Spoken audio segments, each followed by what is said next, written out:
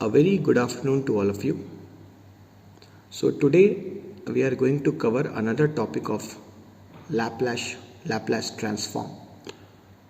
Before starting this transform, I would like to shed some light on the basic contents. The basic contents means that we all are studying engineering, but what are its applications? Why we are studying this Laplace transform? This should be very much understood, because there are so many kinds of transforms. The entire transform theory deals with different kinds of transforms. For example, till this time, till the point of studying of this particular topic, we have covered Z transform, Fourier transform, Fourier series. Okay, but now attention should be there that out of these three, if we take Fourier transform, then we can straight away say that Fourier transform is only applicable when the signal is converging. Okay, for example, the signals which converge with time can be used for obtaining the frequency distribution. So the frequency distributions for those signals which are not at all converging, okay, as we all are well versed that everything in our world, the coexistence of everything is important. So there will be certain signals which will be obviously non-convergent in nature, or I can say, to be precise, they will be divergent in nature. So those signals which are divergent in natures also has to be used because they are present in our life. So for obtaining the frequency distribution of those signals, those diverging signals, Laplace transform is used.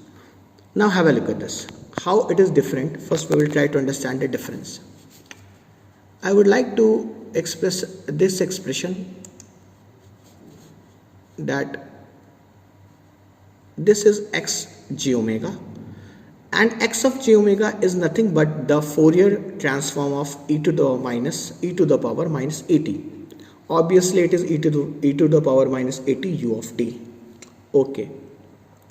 Now the limits of Fourier transform are generally kept from minus infinity to infinity.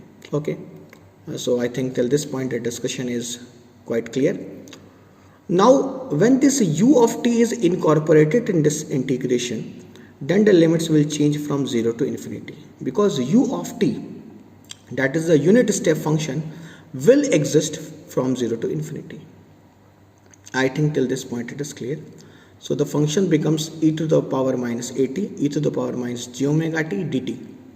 And as I have clearly shown you that the limits are from 0 to infinity.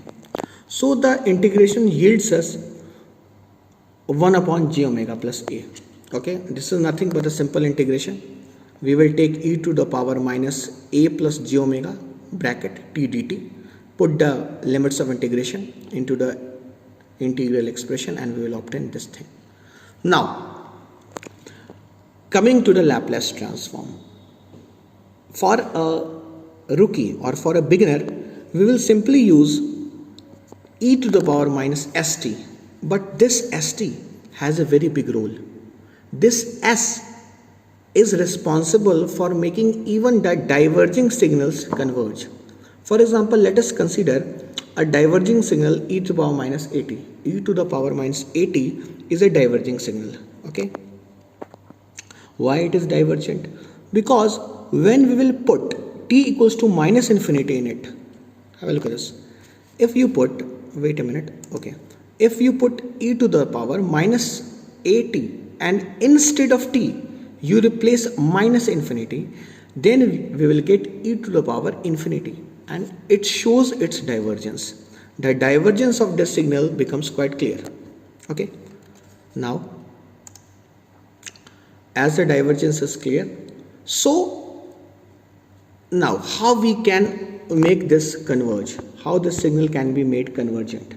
Simply by replacing s and S will contain a real part and an imaginary part. It will contain a sigma and an omega. Okay, this is very interesting and very important. The existence of the real part is very important, and I think this is specified here, that sigma plus j omega. Now, if we replace S by sigma plus j omega, we will keep this in the integrand and we will integrate it. After the integration, it is a very simple integration. We will obtain e to the power minus sigma plus at, e to the power minus j omega t dt, and the integral will give you 1 upon sigma plus a plus j omega, where sigma plus a is greater than 0. I think till this point it is very clear. Now I will again recollect the terms. The terms sigma plus j omega will be recollected and they will combine together to form S. Sigma plus j omega will be given the name S, and the Laplace transform becomes 1 upon S plus A. Okay. Now, the reason of convergence is of very much importance. We have to understand what is the reason of convergence. Reason of convergence basically guides us in giving out the area, selecting the area in which the transform will converge. Now, moving on to the next part, let's have a look at this. X of 0 plus j omega. In this part, I had maintained that the real part is 0. So what can I say? We can straight away say one thing, that the Fourier transform is a specific general case of Laplace transform. Are you getting it? The Fourier transform is a specific general case of Laplace transform where we will simply keep the real part equals to 0. And if we have kept the real part equals to 0, then obviously we are going to obtain the Fourier transform. I think this is quite clear. Now, I will solve one example, okay, and this example is very important. Please go through this.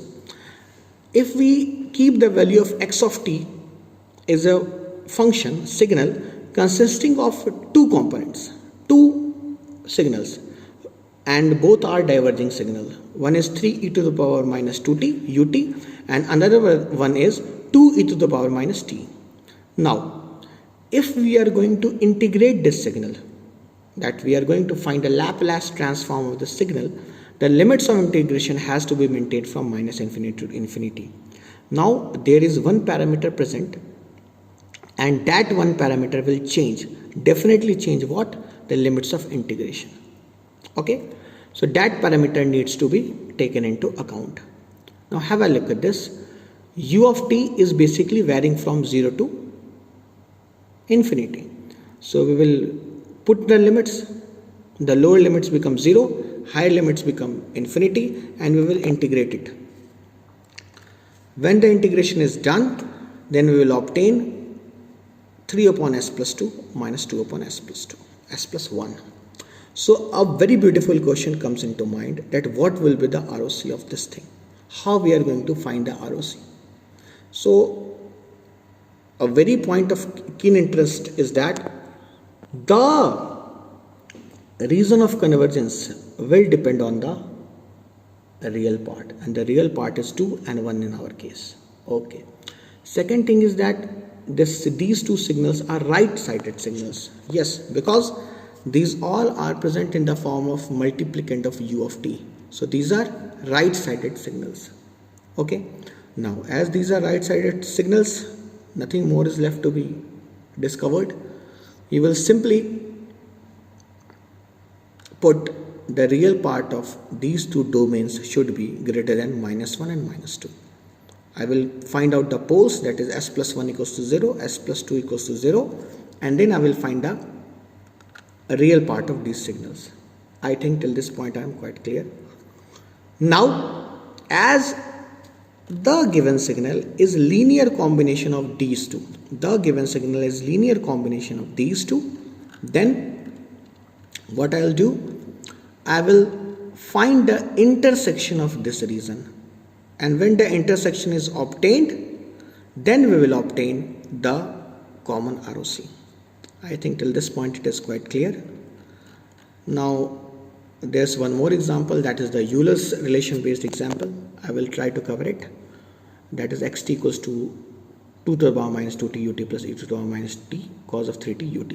I will discuss this sum in the next class. Thank you.